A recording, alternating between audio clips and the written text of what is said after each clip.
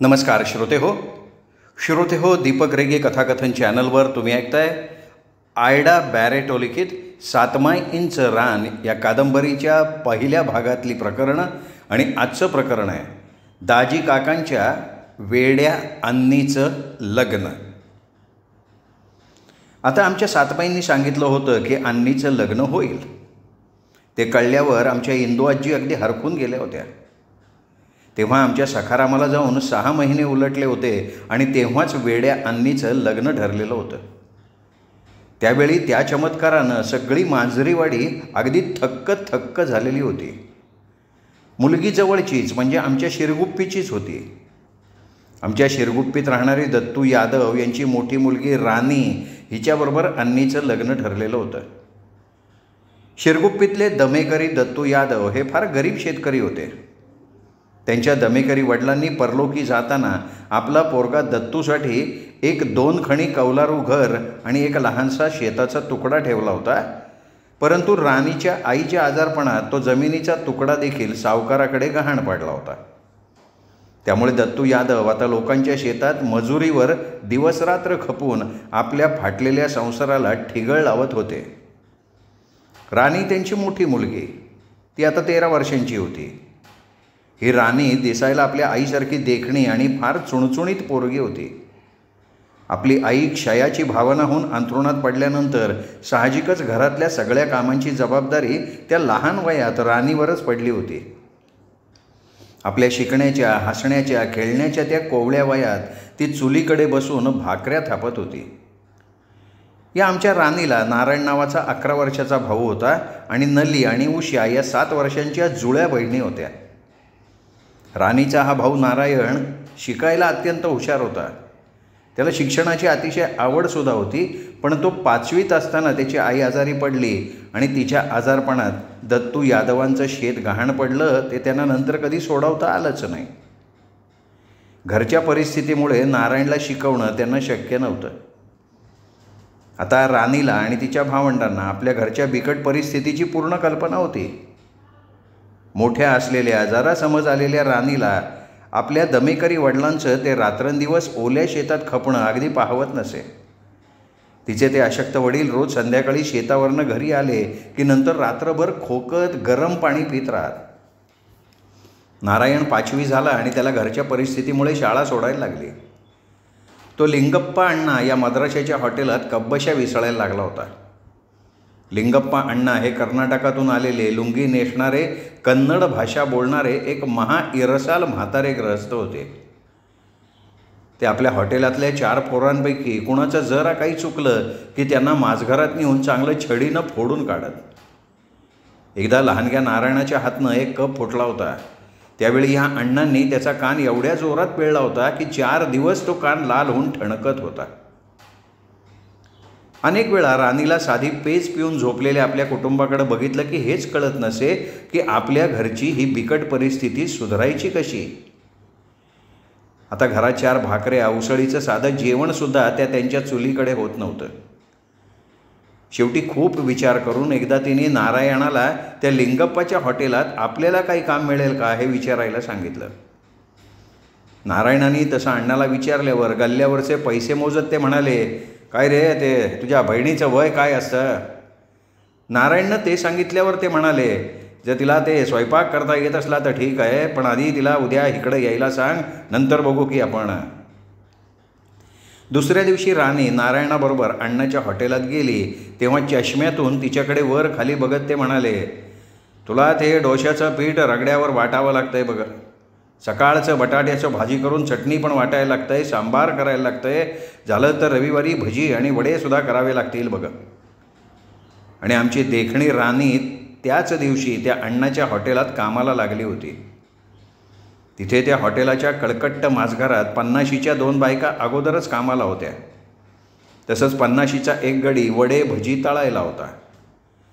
नारायण धरून 4 पोरं कब्बशी विसळायला होती. आता राणी ह्या सगळ्यांबरोबर कामाला लागली होती.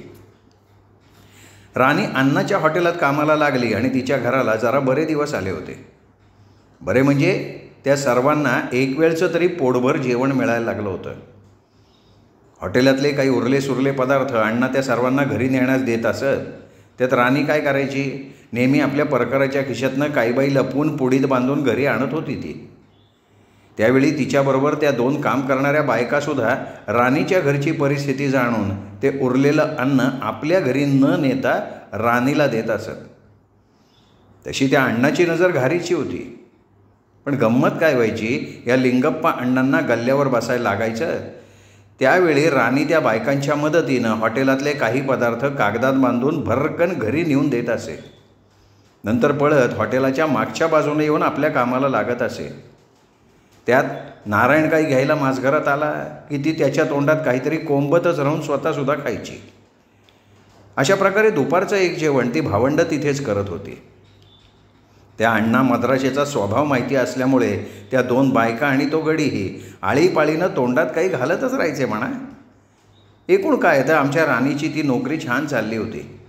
त्या तिला नारायणाला कमी का असे ना 4 दिडक्या तरी महिन्याकाठी हातावर पडत आणि ह्या जगाचे काही छक्के पंजे माहीत नसलेली राणी आपल्या या छान नोकरीवर खुश होती.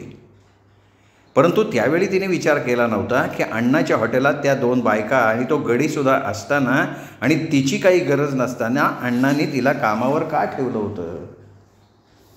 आता तिच्या आणि नारायणाच्या या नोकरीमुळे शेतातून दमून आलेल्या राणीच्या वडिलांना आता रोज 2 विड्या ओढता येत होत्या. नली आणि उषानं थोडं अंग धरलं होतं. तिची आजारी आईसुद्धा जरा उठायला बसायला लागली होती. आता ह्या हॉटेलात कामाला लागून राणीला चांगले 2 महिने झाले होते आणि नंतर ते वाईट घडलं.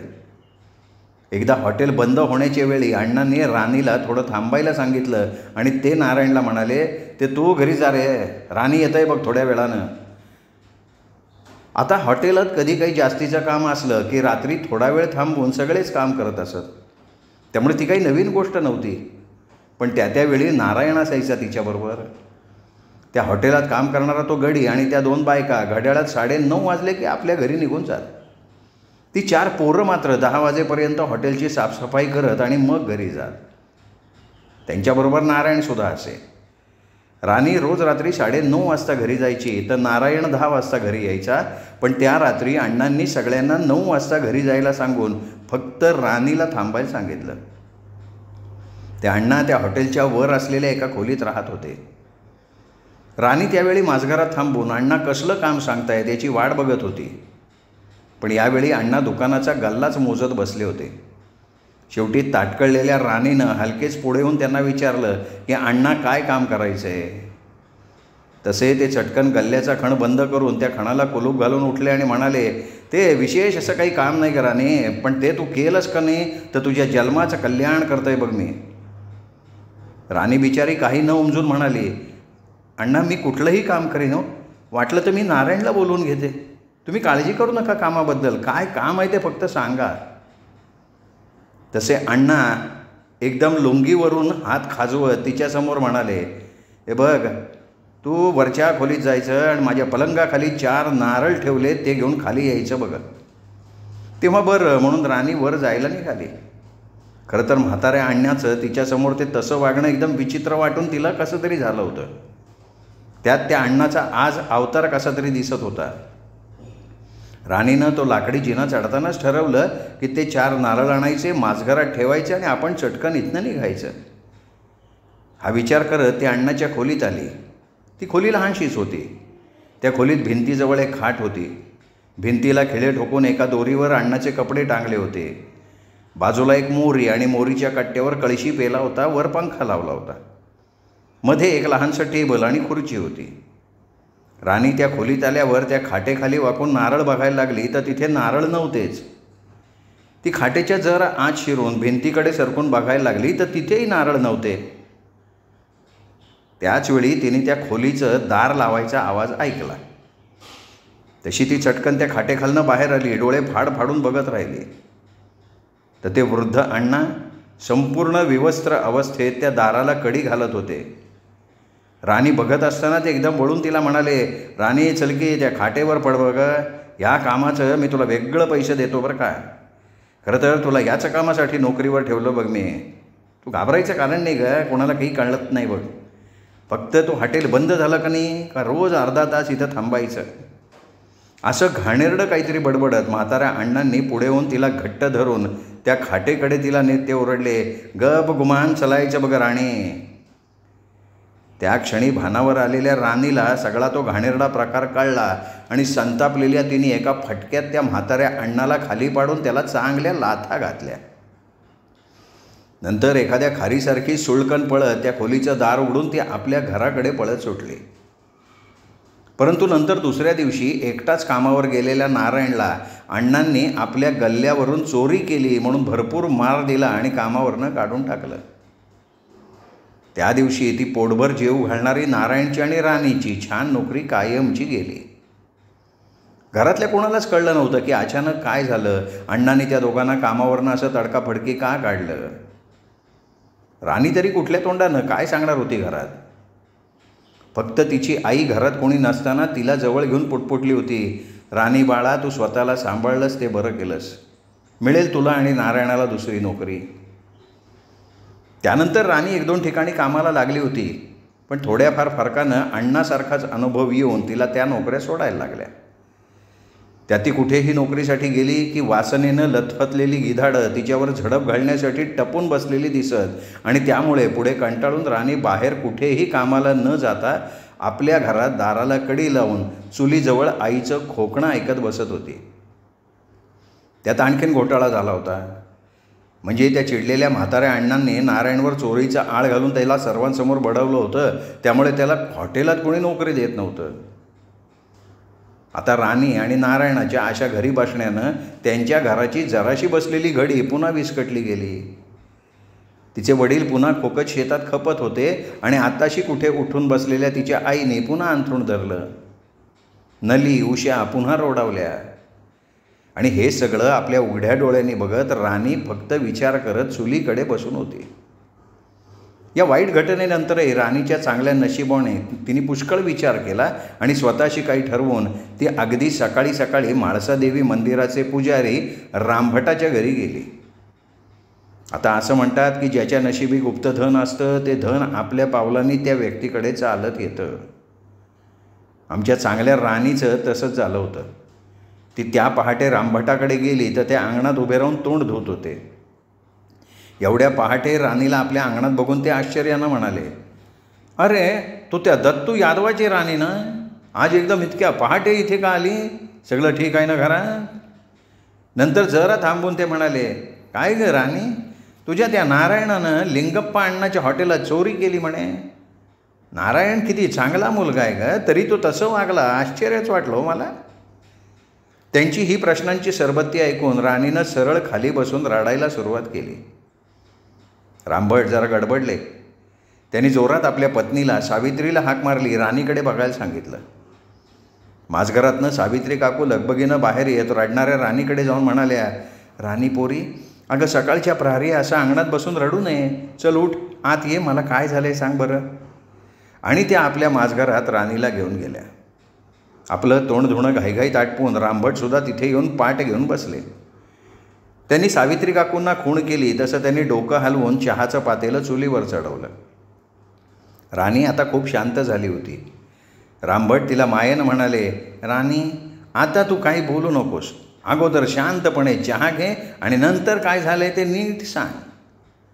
सावित्री काकूंनी दिलेला चहा घेतल्यानंतर राणीने शांतपणे रामभटांना आणि सावित्री काकूंना आपल्या घरची परिस्थिती, आपल्या वडिलांचं ते आईच्या आजारपणामुळे शेतात गहाण टाकून लोकांच्या शेतात खपणं, हुशार नारायणाचं शाळा सोडून लिंगप्पा अण्णाच्या हॉटेलात नोकरी करणं आणि त्यानंतर जे जे काही घडलं ते आणि तसेच दुसरे अनेक वाईट प्रसंगही कसलाही आड पडदा न ठेवता तिने सांगून टाकले.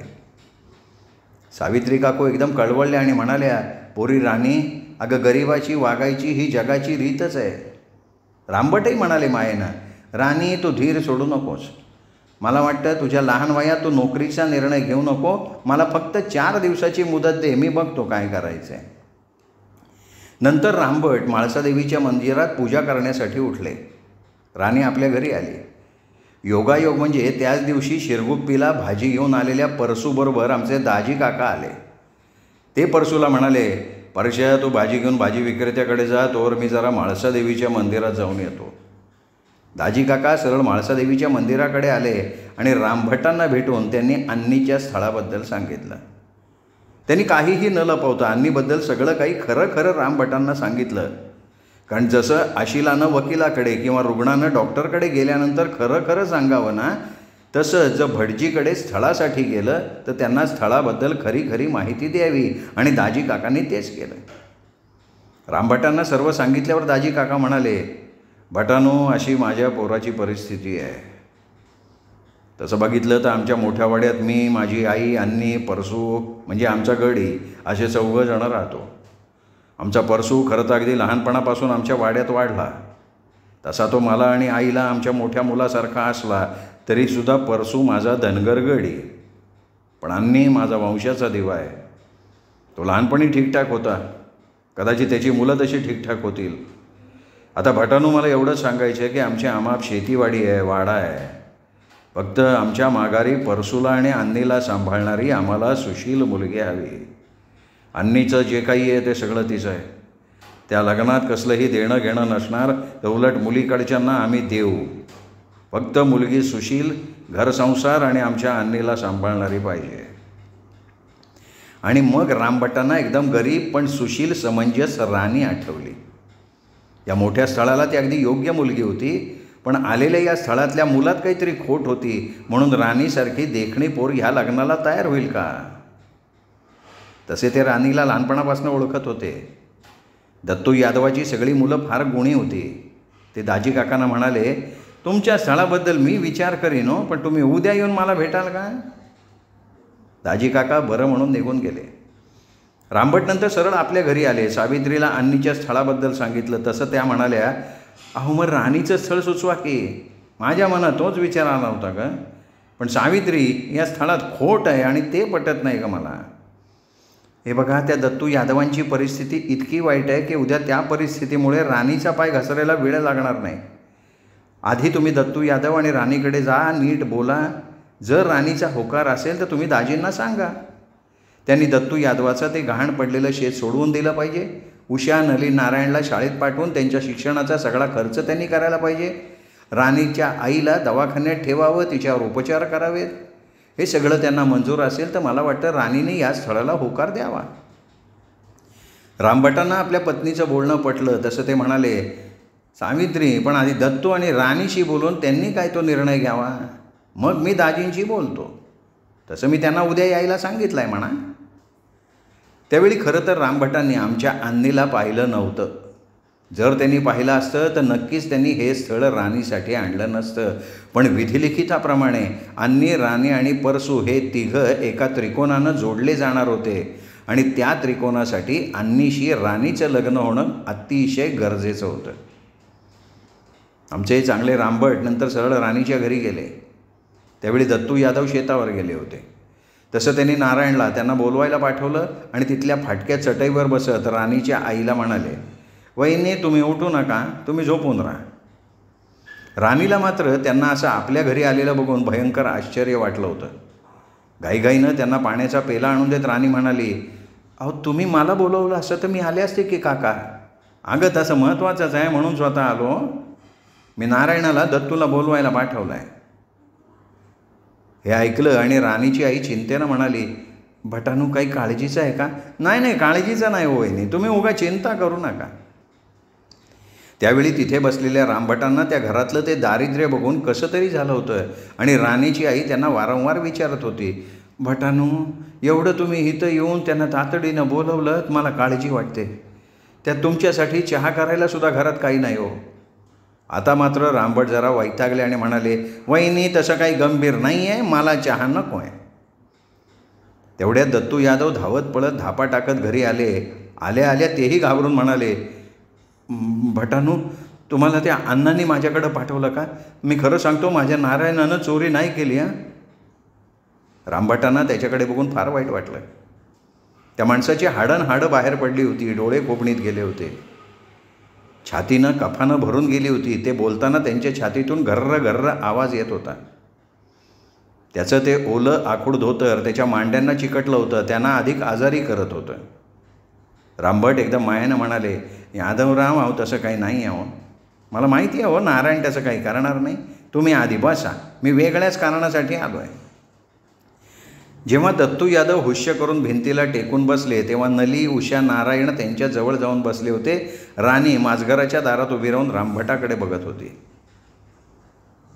त्या सगळ्यांकडे बघून रामभटांनी जास्त ताणून न धरता त्यांना दाजी काकांच्या अन्नीच्या स्थळाबद्दल सगळं काही सांगितलं आणि म्हणाले, आता दत्तू, त्या स्थळात खोट आहे. मी काही त्या अंधीला पाहिलेलं नाही, पण तसा पोरगा ठीक असेल तर राणीचं स्थळ मी त्यांना सुचवू का? तुम्ही आणि राणी आधी त्या स्थळाला जाऊन बघून या. मला एवढंच वाटतं आहे की अशा खात्यापित्या स्थळाला कुठलंही स्थळ मिळेल, पण तुमची आत्ताची परिस्थिती बघता तुम्ही राणीचा त्या स्थळासाठी विचार करावा. जर तो अन्नी तुम्हा सगळ्यांना पसंत पडला तर मी त्यांच्याकडे तुमच्या वातून काही अटी म्हणेन की त्यांनी तुमचं शेत सोडून दिलं पाहिजे, तुमच्या बायकोला दवाखान्यात टाकलं पाहिजे, नारायण, उषा, नलीच्या शिक्षणाची जबाबदारी त्यांनी घेतली पाहिजे.